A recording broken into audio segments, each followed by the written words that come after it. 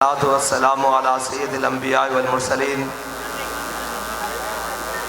इन तंसुरुल्लाह यंसुरकुम व युसब्बित अक़दामकुम सदक़ल्लाहुल अज़ीम व सदक़ रसूलुहुन नबियुल करीमुल अमीन इन्नल्लाह व मलाइकतहु युसल्लूना अलन नबी या अय्युहल्लज़ीना आमनू सल्लु अलैहि व सल्लिमू तस्लीमा अस्सलातु वस्सलामु अलैका या सय्यदी या रसूलल्लाह वाला आलिका व अस्हाबिका या सय्यदी या खातमन नबिय्यीन।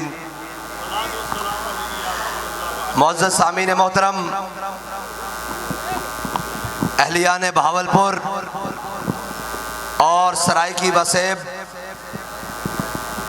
और मोहम्मद अरबी सल्लल्लाहु ताला अलैहि वसल्लम के ग़ुलामों, इकबाल ने कहा कि हर मुल्क मायस्त।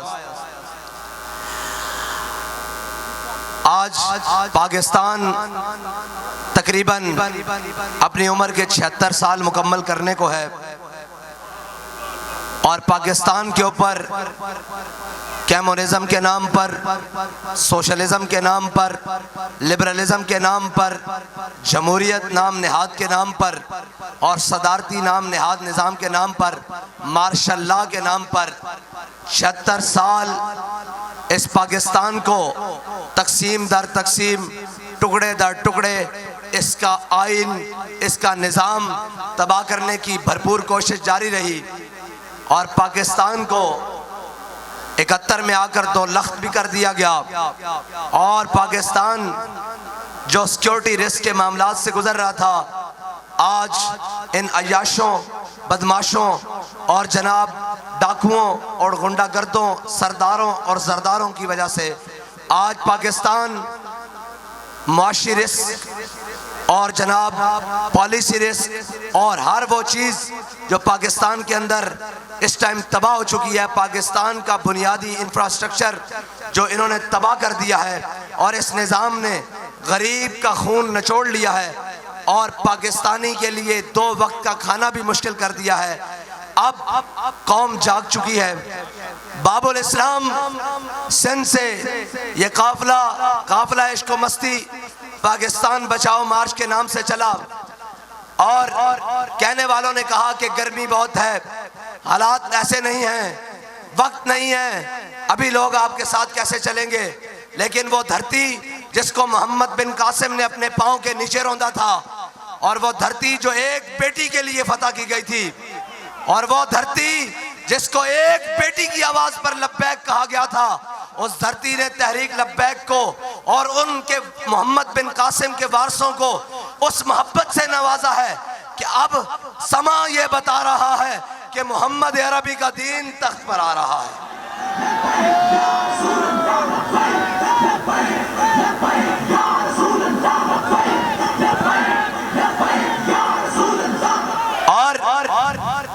रास्ते में मैं अपने बुजुर्गों से बात कर रहा था और मेरे दाएं जानिब भी मेरे बाबा के साथी हैं, हमारे बाबा जी कायद के साथी हैं और बाएं जानिब भी और आगे भी और पीछे भी। अल्हम्दुलिल्लाह मैं उनसे कह रहा था कि हम कितने खुशनसीब हैं, क्या बाबा जी ने तरबियत की है। पके हुए आमों की फसलें बागात गुजर रहे हैं, किसी ने एक टेढ़ी आंख करके भी नहीं देखा कि हम ये करें। और रेडियों, फरूट, बाजारों मैं खुसूसी नजर रखता हूँ कि कोई शख्स, कोई एक माल्टा, एक जनाब वो माल्टे का मौसम नहीं है, क्या आड़ू, कोई एक आम उठाए, लेकिन किसी की मजाल नहीं। हजरत फारूक आजम के पास जब वो खत आया, हजरत मौला कायनात हजरत फारूक आजम के पीछे खड़े थे। ईरान फतह हुआ, यानी आज का या रशिया या अमेरिका फतह हुआ, कैसर और किसरा फतह हुए, तो फतह के बाद माले गनीमत के साथ एक खत आया, कहा गया ए अमीरुल मोमिनीन, इन मुसलमान सिपाहियों को बहुत कीमती चीजें, बड़ी बड़ी कीमती नायाब चीजें बाज ऐसी जगह से मिली हैं जहां इन्हें अल्लाह के अलावा कोई देखने वाला नहीं था, लेकिन किसी एक शख्स ने भी एक चवानी की, 1 रुपए की, 1 दिरहम की भी बदयांती, सुई की भी बदयांती नहीं की। तो हजरत फारूक आजम रोने लगे। हजरत मौला कायनात ने फारूक आजम के कंधों पर हाथ रखा, कहा उमर रोता क्यों है, जब तू जो बदयानत नहीं, तेरी रियाया कैसे बदयानत हो सकती है। यह है कायद का मसला। हमारे कायद ने जिस दयानत के साथ, हमारे अमीरुल मुजाहिदीन ने जिस दयानत और शराफत के साथ, जिस लगन और मोहब्बत के साथ, जिस मेहनत और इस्तिकामत के साथ अपना जज्बा कौम के अंदर उतारा है, आज कौम के नासमझ बच्चों में भी वो उतर चुका है।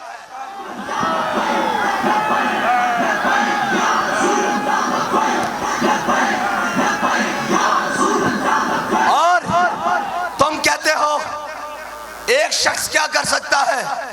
एक शख्स ने यह तरबियत की है, कराची से लेकर बहावलपुर तक कोई ऐसा एक टूल टैक्स जगह नहीं जहां हमारी गाड़ी बगैर पे के गुजरी हो। 1 रुपए की बदयांती नहीं, कोई ऐसा पेट्रोल पंप नहीं जहां पर किसी को डरा धमकाकर 1 लीटर पेट्रोल लिया गया हो। कोई ऐसा रेस्टोरेंट नहीं जहां धमका बुझाकर 1 चाय की प्याली या 1 रोटी का टुकड़ा लिया हो। जो दिया अपनी जेब से खर्च किया, इसलिए कि हम मोहम्मद अरबी के दीन के वारिस हैं।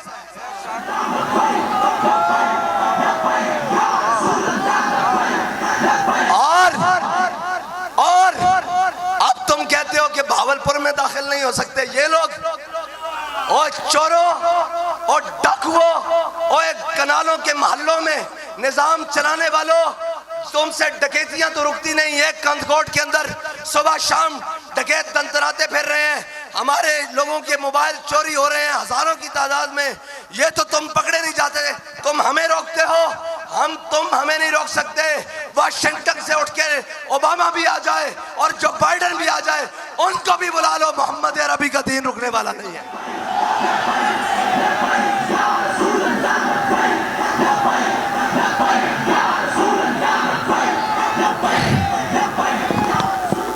और याद रखना, कुफर तुम्हें हमारे मुकाबले में खड़ा करना चाहता है।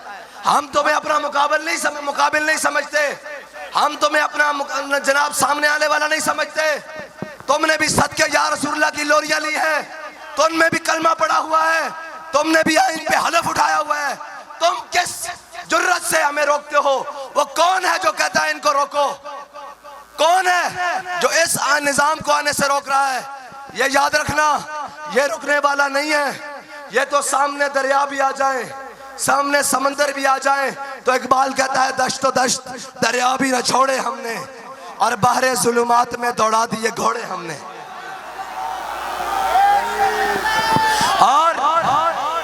और इनके अंदर वो सॉफ्टवेयर जदीद दौर के नहीं है जो 4 दिन की जेल देखकर फिर रोने लग पड़े, जेल से सीधा निकले और प्रेस क्लब को जाएं।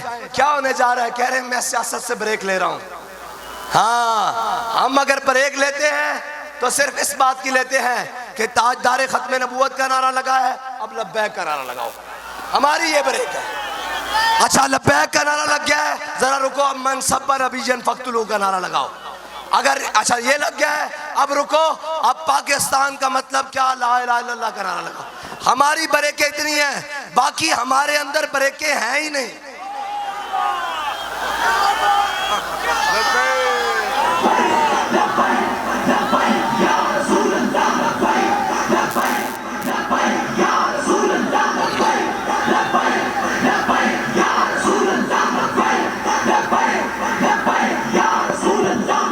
और भत्ताखोर, डाकू, चोर, करप्ट आज तक पाकिस्तान पे मुसल्लत रहे। और ये वो भी याद रखना कि हमारे पास बड़े बड़े खरीदार आए थे, और अब जब हम निकले हैं तो 5 रुपए पर लीटर पर भी आए थे कि अपने अकाउंट बताएं, पेट्रोल सस्ता ना करवाएं, पेट्रोल हो जाना है, हम इसको याद रखते हैं। 5 रुपए पर लीटर आप भी कमीशन खाएं। जो हुकूमत के साथ माफिया राज है उससे राब्ता किया कि आप ये करें, तो हमने कहा आप बड़ी देर से पहुंचे हैं। उसने कहा कमीशन बढ़ाते हैं। मैंने कहा कहां तक लेकर जाओगे? कहने लगे और बढ़ा देते हैं। मैंने कहा आप देर से पहुंचे हो, हमारे कायद हमारा सौदा बाजार मुस्तफा में करके गए।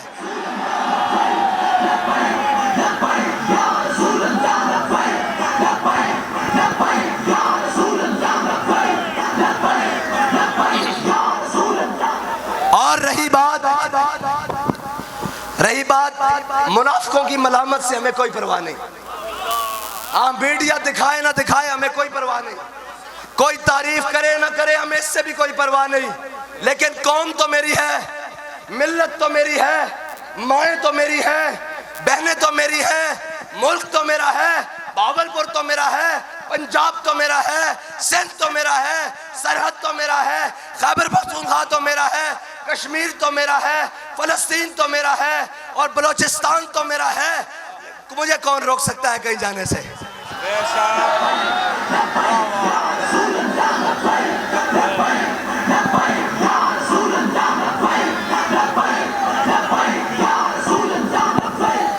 अगर इतनी फुर्तियां दिखानी थी तो 9 मई वाले दिन भांग पी के सोना नहीं था, उठ के कौम की हिफाजत करनी थी, तंसीबात की हिफाजत करनी थी, चीजों की हिफाजत करनी थी और उन अयाशों और बदमाशों को, उन गुंडों को रोकना था। इन्हें रोकते हो जो वहां से चलकर यहाँ आए हैं और लोग लफ्जी तौर पर बोलते हैं एक पत्ता, हकीकी तौर पर भी एक पत्ता नहीं टूटा और इंशाअल्लाह न इस्लामाबाद तक टूटेगा। रही बात शौक आजमाने की तो लाओ गोलियां। ये हम ऐसे ही बात नहीं करते। हमारे बाबा जी ने हमें बताया कि जब उन्हें जनाब जेल में लेकर गए तो एक अफसर ने ऐसी ऊंची आवाज में बात की। बाबा जी ने कहा तू क्या समझता है हमारे मिशन को? उसने कहा ये चंद दिन की बात है, हमने बड़े बड़े लोग देखे। बाबा जी ने कहा जलिया छड़ ए कांस्टेबल को राइफल पकड़ ते मैनू गोली मार, मैं लब्बैक या रसूलुल्लाह दा नारा लावांगा। जे फकीर ने सीवी की थी तो मैं मुसलमान हूं।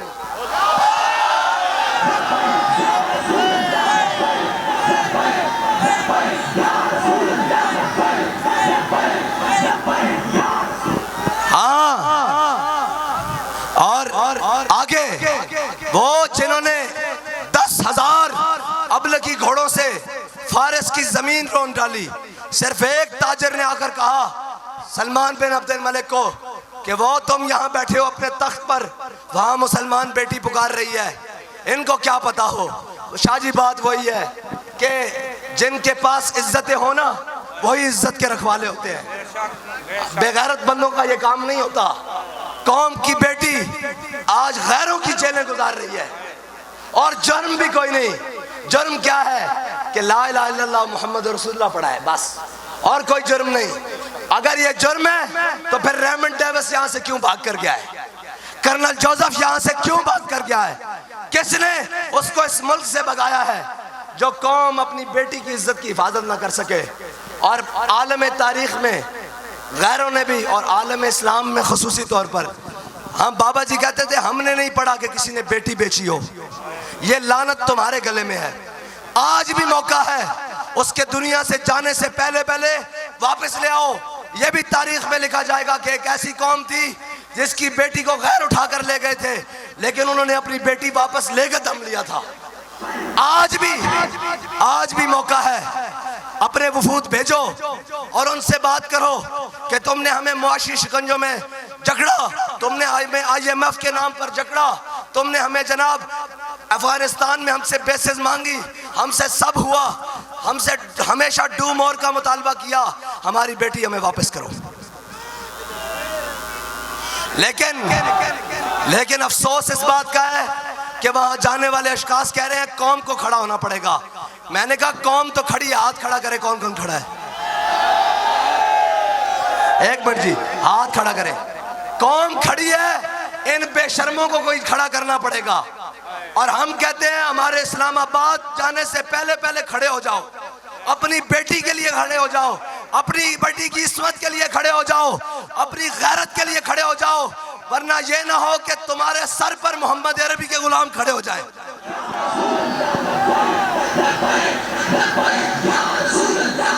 ऐसे नहीं भाई, ये तो डायरेक्ट ये तो हमारे भाई है ना, इनको गलत आर्डर देती हैं हुकूमतें और गलत बातें करते हैं।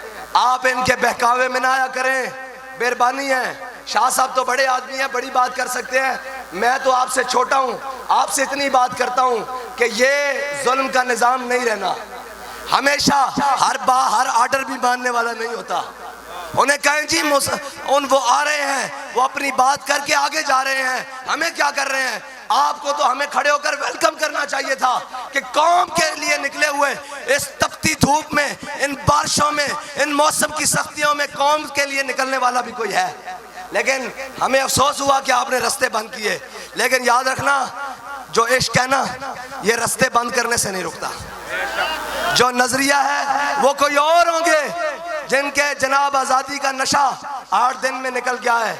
हमारे बुजुर्ग और हमारे ये लोग, हमारे कायदीन, ये अवाम, ये तो 8-8 महीने जेल कर गुजार कर भी कहते थे कि मर जाएंगे जालिम की हिमायत हर सूरत नहीं होगी। और हमारे साथ वो नहीं आए जो बिरयानी के डब्बों पर आते हैं, हमारे साथ वो भी नहीं आए जो कीमे के नान पर आते हैं। हमारे साथ मोहम्मद अरबी के गुलाम आए हैं। और ये वो लोग हैं, ये उनकी औलादे हैं जिन्होंने 1857 की जंग आज़ादी लड़ी है। ये वो उनकी औलादे हैं जिन्होंने 1947 में पाकिस्तान बनाते वक्त कायदे आज़म का साथ दिया है और कायदे आज़म के साथ खड़े होकर पाकिस्तान को बनाया है। और ये उनकी औलादे हैं और वो हैं जिन्होंने फैजाबाद के मकाम पर बाबा जी के साथ खड़े होकर खत्म नबूवत पे पहरा दिया है। और ये वो लोग हैं जिन्होंने वजीराबाद में जाकर पूरे आलम में कुफर को उल्टा करके रख दिया है। आपको कोई गलत फहमी है, आगे बढ़ते हैं। चले, ये आपका रवैया था, हमारा रवैया ये है कि हमसे दुआएं लें, हमसे मोहब्बत लें। हम आपकी सलामती के लिए दुआ करते हैं। आप पर जब भी मुश्किल वक्त आएगा, मैं कसम उठाकर कहता हूं, ये सारे त्यारों में भाग जाएंगे, सिर्फ ये लब्बैक वाले रह जाएंगे बस।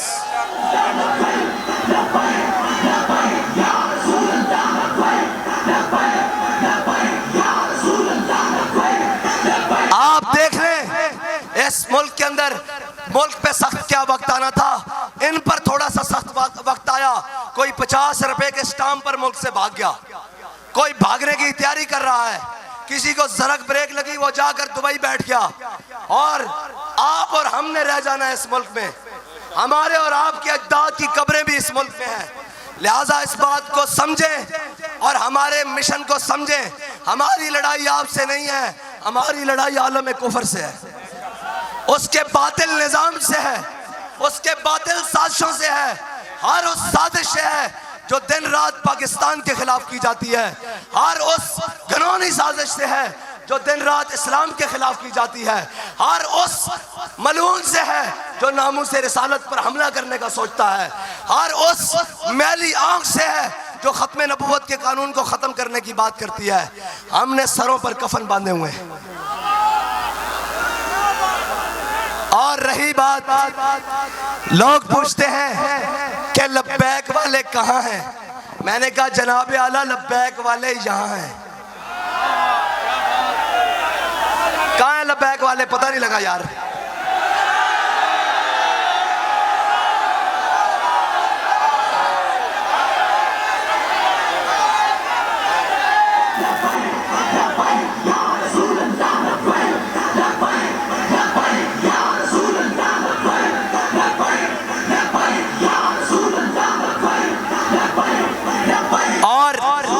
जो जहां से पूछेगा लब्बैक वाले कहाँ हैं, लब्बैक वाले उसके घर जाकर कहेंगे लब्बैक वाले यहाँ हैं।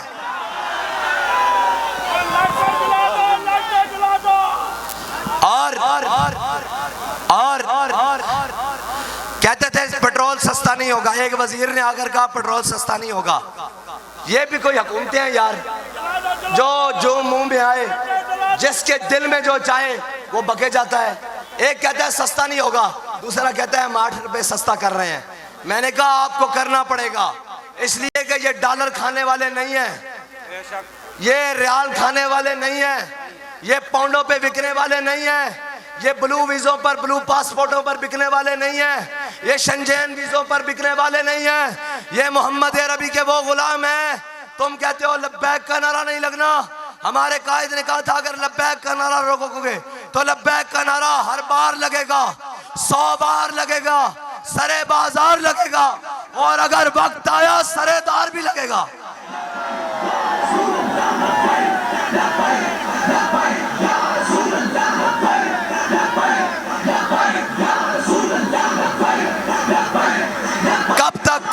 कब तक कौम रंगीनदारों का एक उठे थे हम सराकिस्तान सूबा बनाएंगे, लोगों को इकट्ठा किया और फिर निकल गए। इनके अपने फैसले हैं ही नहीं, ये तो बैनुल अक़वामी साजिशों का शिकार होकर कभी इधर कभी उधर, वो शाहजी पढ़ा करते थे, अजब लेवनिया ना यारी पै गई है, हर मोड़ ते दिन शह लै दे, कदी ऐ लै दे, कदी ऐ लै दे, कदी ऐ लै दे। हाँ, ये कभी कहते हैं हमें एवन फील्ड ले दो, कभी कहते हैं लंदन अपार्टमेंट ले दो, कभी कहते हैं अयान अली के जरिए मनी लॉन्ड्री करवा दो। हमारे ऐसे कोई कारोबार नहीं है। हम मोहम्मद अरबी के वो फकीर हैं, अगर चटाई मिल जाए उस पर भी सो जाते हैं, बिस्तर मिल जाए उस पर भी सो जाते हैं, पीसी होटल आ जाए उसमें भी सो जाते हैं। परवाह हमें किसी चीज की नहीं। हमें परवाह है तो एक बात की है कि रहेगा यूं ही, रहेगा यूं ही। और हम अपने साथ वो बंदे नहीं लेकर आए जो किसी की धमकी और किसी के डराव से और किसी से जनाब डर जाएं। हम अपने साथ वो बंदे लेकर आए हैं जिनके बारे में बाबा जी कहते थे, ये सफर है कुएं जाना, यहाँ कदम कदम बलाएं। ये अभी छोटी सी बला आई थी, खैर टल तो गई। ये सफर है कुएं जाना, यहाँ कदम कदम बलाएं, जिन्हें जिंदगी हो प्यारी वो यहीं से लौट जाए।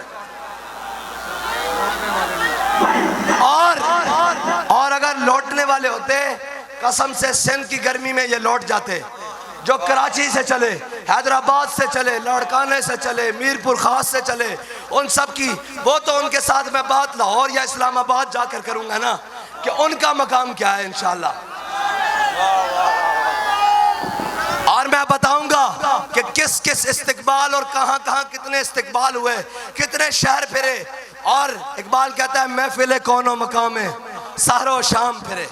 ये है सहरो शाम फिरने वाले, जिनके बारे में इकबाल ने कहा था कि महफिल कौनो मकाम में सहरो शाम फिरे, लेके मैं तौहीद सिफत जाम फिरे, कोह में दश्त में लेके तेरा नाम फिरे, और तुझको मालूम है कभी नाकाम फिरे। हाँ, ये मोहम्मद अरबी के गुलाम है। और मता कोई समझे कि ये धमकियों से, इन गिदड़ भभकियों से, ना ना ना ना ना। हमारे कायद ने हमें बताया है, लबे बाम भी पुकारा, सरेदार भी सदा दी, मैं कहां कहां पहुंचा तेरी दीद की लगन में। अच्छा जी, वो लोग हाथ खड़ा करें कि सख्ती हो गई, जो कुछ मर्जी होगा, जो घर वापस नहीं जाएंगे। बस हाथ इधर ही रखने हैं। ये तस्वीर जनाब आला की टेबल तक पहुंचा दी जाए। बहुत शुक्रिया।